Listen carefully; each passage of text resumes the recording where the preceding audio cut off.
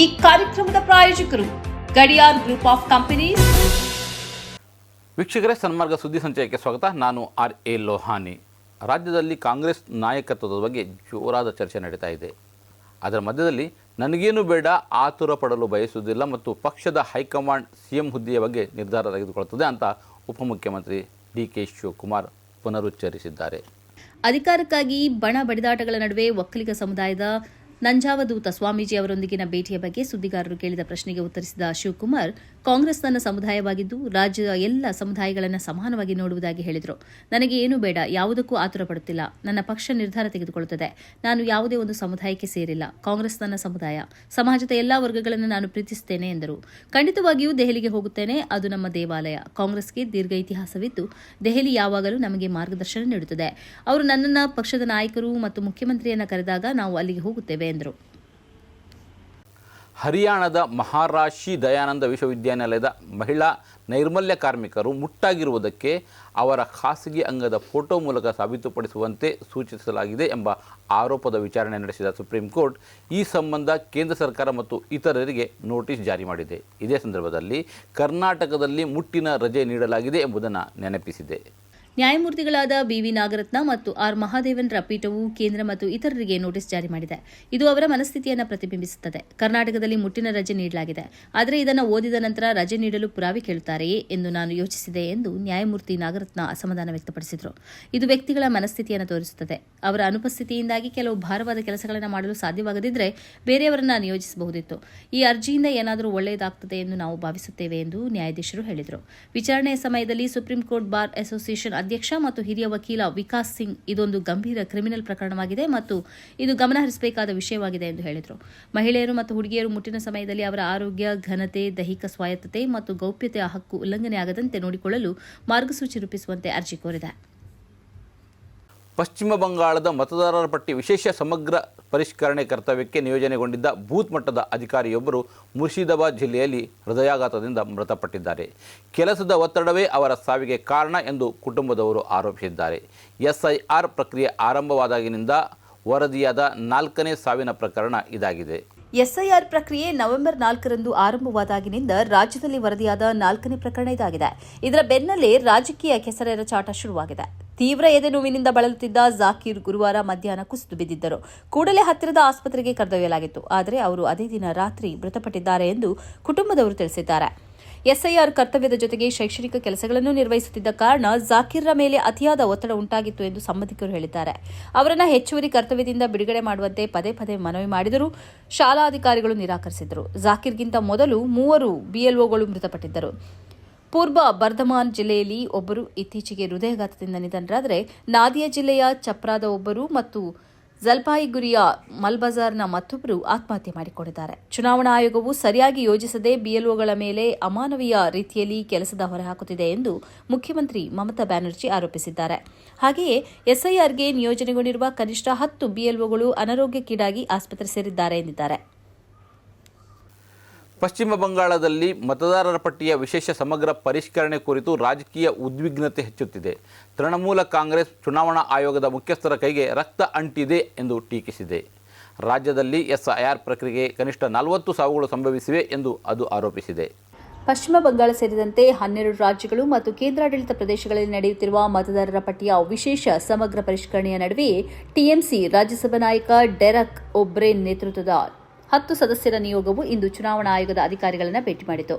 ಸಭೆಯ ನಂತರ ಸುದ್ದಿಗಾರರೊಂದಿಗೆ ಮಾತನಾಡಿದ ಡೆರೆಕ್ ಒಬ್ರೇನ್, ಪಕ್ಷವು 5 ಪ್ರಶ್ನೆಗಳನ್ನು ಎತ್ತಿದೆ. ಆದರೆ ಮುಖ್ಯ ಚುನಾವಣಾ ಆಯುಕ್ತ CEC ಜ್ಞಾನೇಶ್ ಕುಮಾರ್ ಅವರು ನಮ್ಮ ಪ್ರಶ್ನೆಗೆ ಯಾವುದೇ ಉತ್ತರಗಳನ್ನು ನೀಡಿಲ್ಲ ಎಂದರು.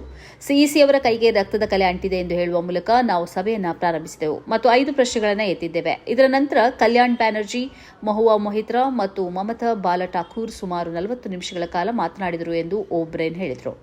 ನಂತರ CEC 1 ಗಂಟೆ ನಿರಂತರವಾಗಿ ಮಾತನಾಡಿದರು. ನಾವು ಮಾತನಾಡುವಾಗ ನಮಗೆ ಅಡ್ಡಿಪಡಿಸಲಿಲ್ಲ, ಆದರೆ ನಮ್ಮ 5 ಪ್ರಶ್ನೆಗಳಲ್ಲಿ ಯಾವುದಕ್ಕೂ ನಮಗೆ ಯಾವುದೇ ಉತ್ತರ ಸಿಗಲಿಲ್ಲ ಎಂದು ಅವರು ತಿಳಿಸಿದರು. SIR ಪ್ರಕ್ರಿಯೆಗೆ ಸಂಬಂಧಿಸಿದ 40 ಸಾವುಗಳ ಪಟ್ಟಿಯನ್ನು ನಿಯೋಗವು CEC ಜೊತೆ ಹಂಚಿಕೊಂಡಿದೆ ಎಂದು ಮೊಹಿತ್ರಾ ಹೇಳಿದರು. ಆದಾಗ್ಯೂ ಆಯೋಗವು ಅದನ್ನು ಕೇವಲ ಆರೋಪಗಳೆಂದು ತಳ್ಳಿಹಾಕಿದೆ ಎಂದು ತಿಳಿಸಿದರು.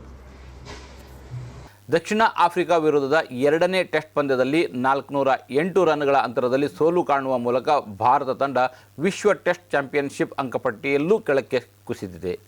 ಹೊಸ ಅಂಕಪಟ್ಟಿಯಲ್ಲಿ ಟೀಮ್ ಇಂಡಿಯಾ ಟಾಪ್ 5ಯಲ್ಲಿ ಸ್ಥಾನ ಪಡೆದಿದೆ. ಇದರಿಂದಾಗಿ ಪಾಕಿಸ್ತಾನ 4ನೇ ಸ್ಥಾನಕ್ಕೇರುವ ಅವಕಾಶ ಪಡೆಯುವಂತಾಗಿದೆ.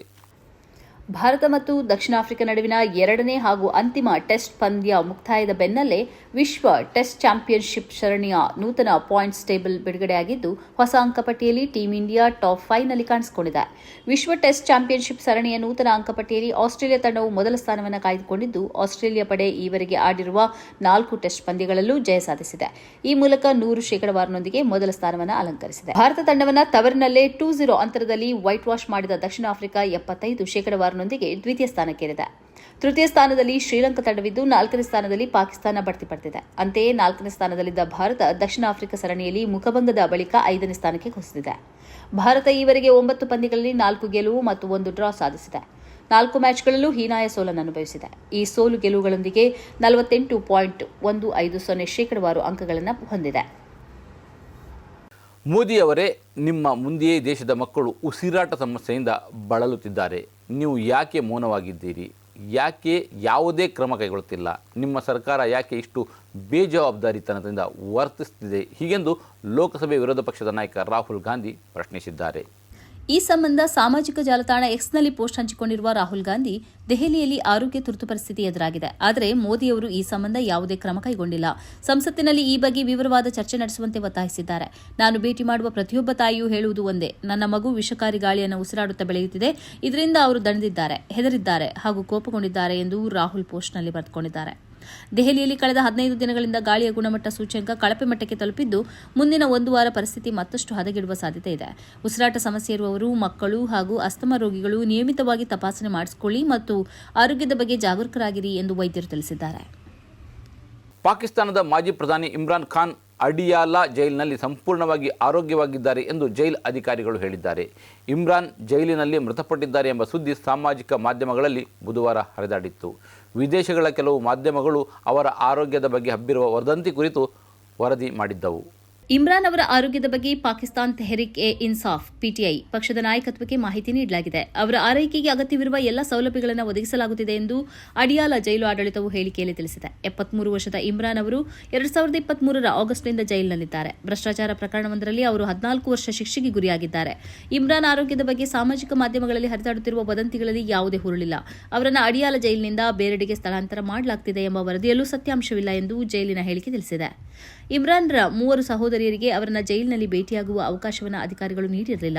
ಕಳೆದ 6 ವಾರಗಳಲ್ಲಿ ಅವರ ಭೇಟಿಯನ್ನ ಪದೇ ಪದೇ ನಿರಾಕರಿಸಿದ್ದು ಈ ವದಂತಿ ಹಬ್ಬಲು ಕಾರಣವಾಗಿದೆ. ಭೇಟಿಗೆ ಅವಕಾಶ ನೀಡುವಂತೆ ಕೋರಿ ಕುಟುಂಬದ ಸದಸ್ಯರು ಮತ್ತು ಪಿಟಿಐ ಕಾರ್ಯಕರ್ತರು ಜೈಲಿನ ಹೊರಗೆ ಧರಣಿಯನ್ನು ನಡೆಸಿದ್ದರು.